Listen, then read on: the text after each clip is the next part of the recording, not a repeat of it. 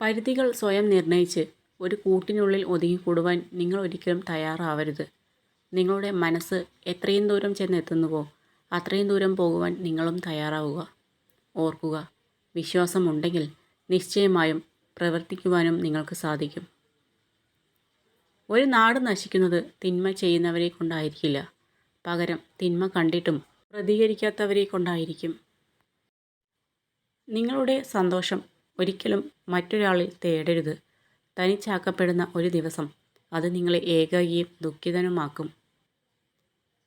ഏതൊരു കാര്യം ചെയ്യാൻ തുടങ്ങുമ്പോഴും പരിഹസിക്കുവാനും പിന്തിരിപ്പിക്കുവാനും ആളുകൾ ഉണ്ടാകും. അവർ എന്തും പറഞ്ഞുകൊള്ളട്ടെ, അവർ നിങ്ങളുടെ ഉയർച്ച ആഗ്രഹിക്കാത്തവരാണ്. നിങ്ങൾ നിങ്ങളുടെ പ്രയത്നങ്ങളുമായി മുന്നോട്ടു പോവുക. നല്ലതായാലും മോശമായാലും ജീവിതം നിങ്ങൾക്ക് ഒരുപാട് അനുഭവങ്ങൾ പകർന്നു നൽകുന്നുണ്ട്. അതാണ് ഈ ലോകത്തിലെ ഏറ്റവും മൂല്യമേറിയ വസ്തുവും. ഒരാളുടെ പ്രവൃത്തിയും സംസാരവും നമ്മളെ വിഷമിപ്പിക്കുന്നതാണ് എങ്കിൽ അത്തരം ആളുകളെ ഒഴിവാക്കുന്നതാണ് നല്ലത്. അല്ലാതെ അവരോട് തർക്കിക്കാൻ നിന്ന് നമ്മുടെ വിലപ്പെട്ട സമയം കൂടി നഷ്ടപ്പെടുത്തേണ്ട കാര്യമില്ല. നാവ് വളരെ ചെറുതും ഭാരം ഇല്ലാത്തതുമാണ്.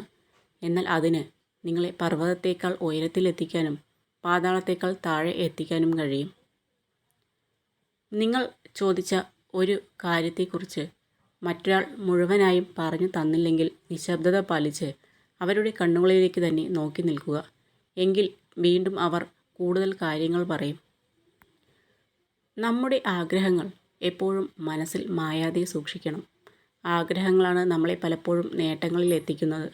മലയോളം ആഗ്രഹിക്കുക, എങ്കിലേ നമുക്ക് ചെറിയ കുന്നോളമെങ്കിലും ലഭിക്കുകയുള്ളൂ. ഒരാൾ ഒന്ന് താഴ്ന്നു തരുമ്പോൾ നമ്മൾ വിജയിച്ചു എന്ന് കരുതരുത്. സത്യത്തിൽ നമ്മളാണ് പരാജയപ്പെടുന്നത്.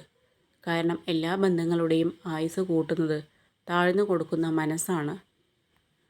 വിജയം മുൻകാല തയ്യാറെടുപ്പിനെ ആശ്രയിച്ചിരിക്കുന്നു.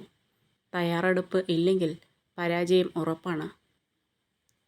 ഏതൊരു കാര്യവും വിജയത്തിൽ എത്തുന്നതിന് മുൻപ് നിരവധി പ്രശ്നങ്ങളിലൂടെ കടന്നു പോകേണ്ടതായുണ്ട്.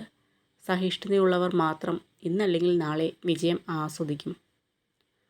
ഒരാൾക്ക് തൻ്റെ ആരോഗ്യം വീണ്ടെടുക്കുന്നതിന് എല്ലായ്പ്പോഴും മരുന്നുകൾ മാത്രം മതിയാവില്ല. സ്നേഹം, മനസ്സമാധാനം ഇവയിൽ നിന്നൊക്കെ ലഭിക്കുന്ന ആത്മധൈര്യവും കൂടി അതിന് ആവശ്യമാണ്. അത്യാവശ്യ ഘട്ടത്തിൽ ഒരാളെ സഹായിക്കുവാൻ സാധിക്കുക എന്നത് ജീവിതത്തിലെ ഏറ്റവും ചാരിതാർത്ഥ്യം നിറഞ്ഞ നിമിഷങ്ങളിലൊന്നാണ്. നിങ്ങൾക്ക് ആരെയെങ്കിലും സഹായിക്കാൻ കഴിയുന്ന അവസ്ഥയിലാണെങ്കിൽ അവരെ സഹായിക്കുക. ആ വ്യക്തിയുടെ പ്രാർത്ഥനകൾക്ക് ദൈവം നിങ്ങളിലൂടെയാകാം ചിലപ്പോൾ ഉത്തരം നൽകുന്നത്. മറ്റുള്ളവരുടെ ശ്രദ്ധ നേടുന്നതിനേക്കാൾ നമ്മൾ അവരുടെ ബഹുമാനം നേടാനാണ് ശ്രമിക്കേണ്ടത്. അതിനായി ഒഴിവ് കഴിവുകൾ പൂർണ്ണമായി ഒഴിവാക്കി ഓരോ നിമിഷവും മെച്ചപ്പെടുത്തിക്കൊണ്ടിരിക്കുക.